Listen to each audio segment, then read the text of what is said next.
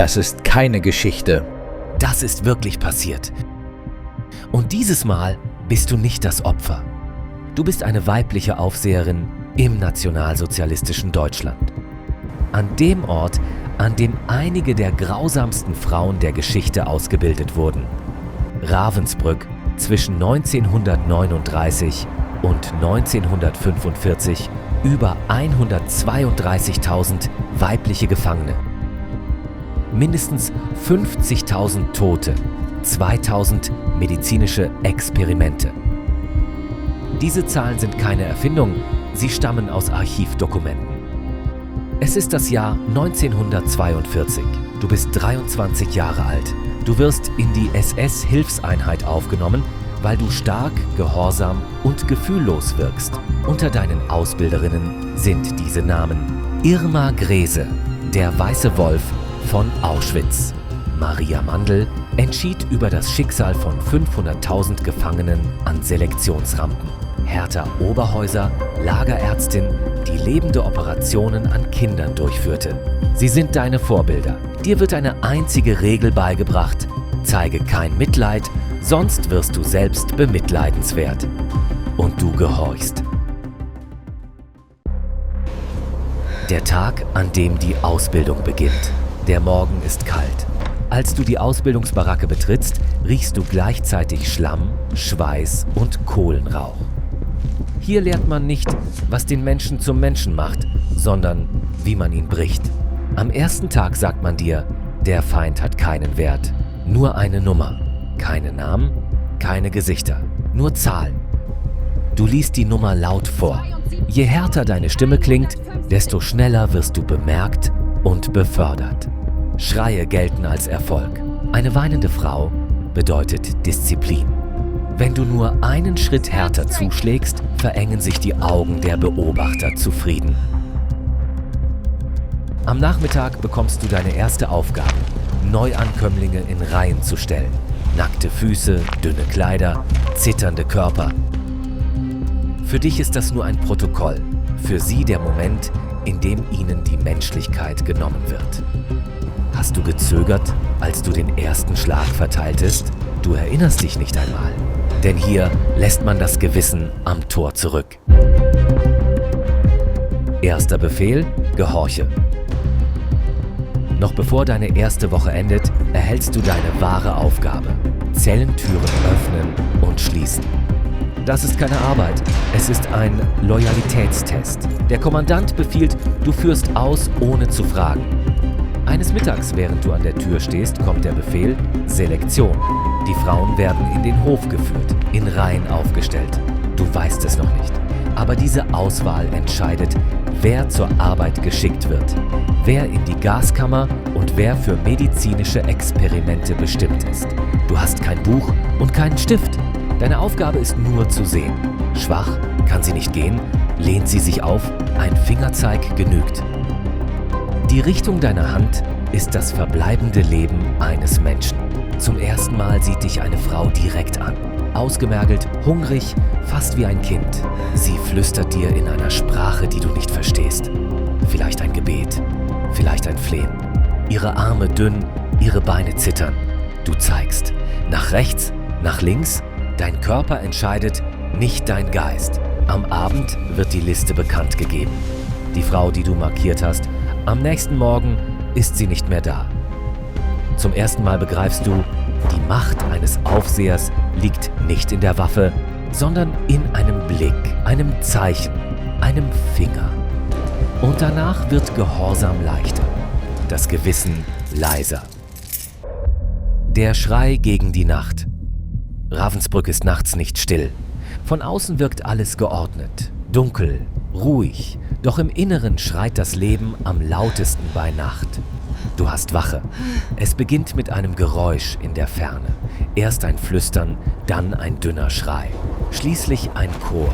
100 erstickte Atemzüge, 1000 verschluckte Schmerzen. Die Geräusche kommen aus dem Zellenblock. Dort sind die Schwächsten, Frauen mit Tuberkulose, die nicht mehr gehen können. Jene, die vor Angst das Sprechen verlernt haben. Du stehst vor der Tür, der Schlüssel in deiner Hand. Eine Frau schlägt gegen das Holz. Sie fleht: Wasser, Bitte, nur Wasser. Ihre Stimme ist kaum noch menschlich. Sie bettelt um den letzten Tropfen Leben, um einen Hauch von Gnade. Dein Befehl ist klar. Kein Wasser, keine Worte. Wenn sie sich nähert, Schlagstock. Eine Stimme regt sich kurz in dir. Du greifst nach dem Gummiknüppel. Du öffnest die Tür nicht, aber du gehst näher. Die Frau verstummt. Angst ist schneller als jede Warnung. Und genau hier beginnt die Tragödie. Um einen Menschen zu töten, braucht es keine Kugel. Manchmal reicht Schweigen. Du schreibst einen Bericht, nachtruhig. Doch in Wahrheit bebten die Mauern 3 weitere Male vor Tagesanbruch. Jetzt weißt du es. Nicht Gott richtet hier, der Mensch tut es. Und du bist seine Wächterin. Wenn der Arzt ruft. In Ravensbrück ist der Tod nicht immer ein Schuss. Manchmal ist er ein weißer Kittel, eine Spritze oder nur ein Satz, für ein Experiment ausgewählt. Am Morgen wird die Liste verlesen. Frauen stehen im Flur, starr, ohne Atem. Niemand hebt den Blick. Du gehst die Reihe entlang, mit Notizbuch in der Hand. Für sie ist ausgewählt werden ein Albtraum. Für dich ist Auswählen Pflicht. Ein Name wird ausgesprochen.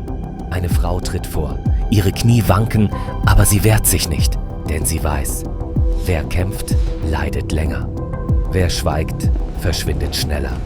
Der Arzt verlangt heute das Schnitt- und Infektionsprotokoll.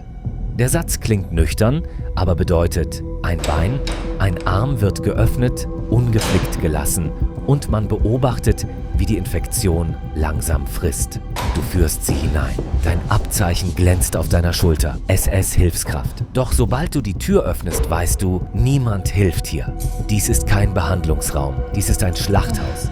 Der erste Schrei schneidet durch den Raum. Du drehst dich um, du willst es nicht sehen. Aber bevor die Tür fällt, siehst du das Bein, festgeschnallt auf dem Tisch und den ersten Schnitt. Etwas brennt in dir. Doch der Befehl lautet, Gefühle bleiben draußen, Fühlen ist Schwäche. Und du begreifst zum ersten Mal, nicht nur die Frauen werden hier getestet. Man testet, wie man Menschen in Monster verwandelt. Der Versuch bist du. Gewöhnung. Der Mensch gewöhnt sich an alles.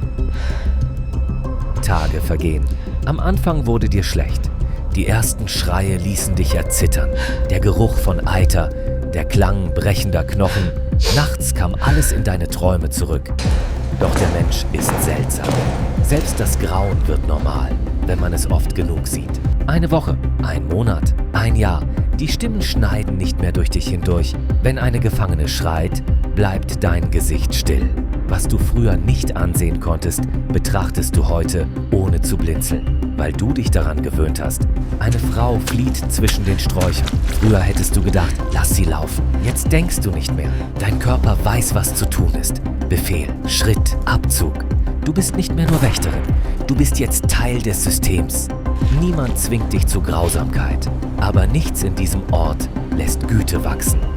Hier gibt es keine Moral, nur Ordnung, nur Pflicht, nur Gehorsam.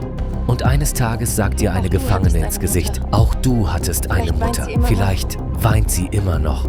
Etwas bewegt sich tief in dir. Doch du erstickst es sofort, denn Empathie ist der erste Tote in diesem Lager. Du bist verändert. Vielleicht ist die Frau, die du früher warst, hier längst gestorben. Strafblock B. Dieser Ort kennt kein Schweigen, aber er kennt Kälte. Eisige, kriechende Kälte. Dies ist Strafblock B. Keine Schilder, nur ein rostiges Schloss und Geräusche, bei denen du hoffst, dass sie nicht von Menschen stammen. 3 Arten von Frauen landen hier. 1, die fliehen wollten. 2, die Befehle missachteten. 3, die zu langsam sterben. Und du bist jetzt ihre Wächterin. Nachts vergeht die Zeit hier anders. Langsamer, schwerer. Das Erste, was du hörst, ist Atmung. Schwach, nass, abgehackt. Dann gewöhnen sich deine Augen an die Dunkelheit. Und du siehst einen Körper an den Armen gekettet, mit Füßen im kalten Wasser, der gesamte Leib übersät mit blauen Flecken. Früher hättest du weggesehen. Heute blinzelst du nicht einmal. Eine Gefangene fällt zu Boden, bevor sie überhaupt sprechen kann. Der Medizinblock, Oberhäusers Saal. Am Ende des Strafblocks beginnt eine andere Tür. Eine, die keinen Namen trägt. Nur 2 geflüsterte Silben. Oberhäusers. Hertha Oberhäuser, die Ärztin. Die Frau, die an Kindern lebende Experimente durchführte.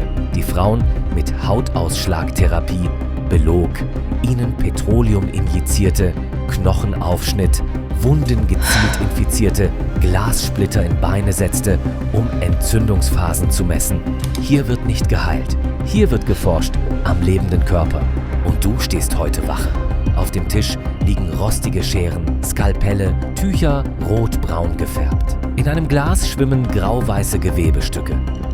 In einer Metallwanne beschriftete Beine, noch warm, frisch amputiert. Der Krieg endet, aber du nicht. 1945. Die Front bricht, Berlin brennt. Ravensbrück ist keine Festung mehr. Nur ein zerfallender Zaun zwischen Panik und Rauch. Die Gefangenen schweigen nicht mehr. In ihren Augen liegt keine Angst, sondern etwas Gefährlicheres. Hoffnung. Panzer rollen.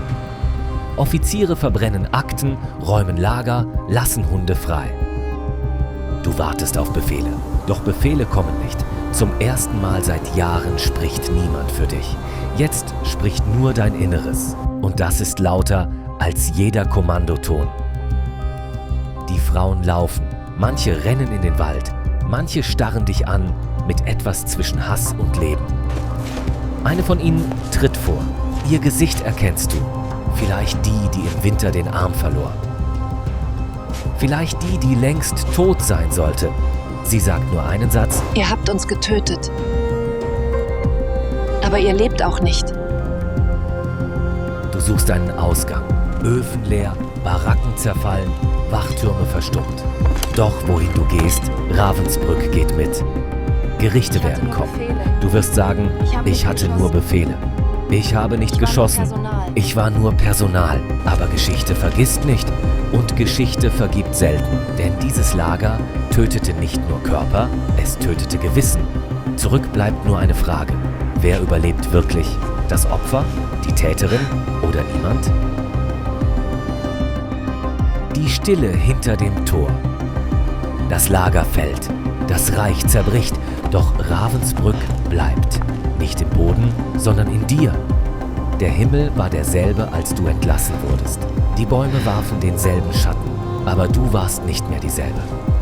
Denn Krieg verbrennt zuerst den Menschen, dann das Land. Lachen klingt wie Schreien, ein Türschlag wie ein Befehl, jede Nacht wie eine Rückkehr. Vor Gericht liest man dir Zahlen vor. 132.000 Frauen, 50.000 Tote, 2.000 Versuchsakten. Es ist nicht nur Geschichte, es ist deine Unterschrift. Vielleicht hast du nicht geschossen, vielleicht keinen Strick gezogen. Doch jeden Tag, an dem du die Tür schließt, starb jemand dahinter. Und heute fragt die Welt noch immer, kann es wieder passieren? Geschichte schweigt nicht. Denn dies ist keine Legende. Es ist Warnung. Du warst die Wächterin. Auch jetzt die letzte Frage. Wenn sich dieses Tor wieder öffnete, auf welcher Seite würdest du stehen?